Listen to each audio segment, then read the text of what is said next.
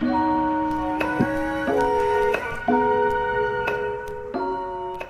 I just got this umbrella style windshield cover for my windshield.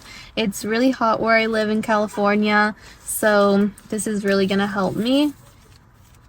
This is what it looks like.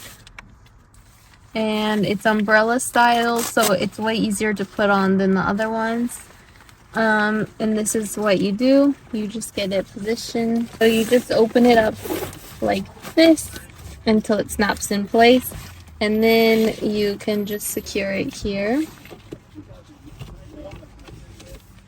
And place, you put down these. And now it is protecting my car from the sun.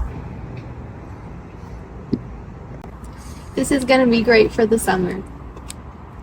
So to take it off is really simple. You just attach it here, and then this is rotating, so I just need to make it straight. And there's a little button that makes it really easy to close. And there we go. It's really nice to be able to put it back into the bag like this, because you can store it very easily.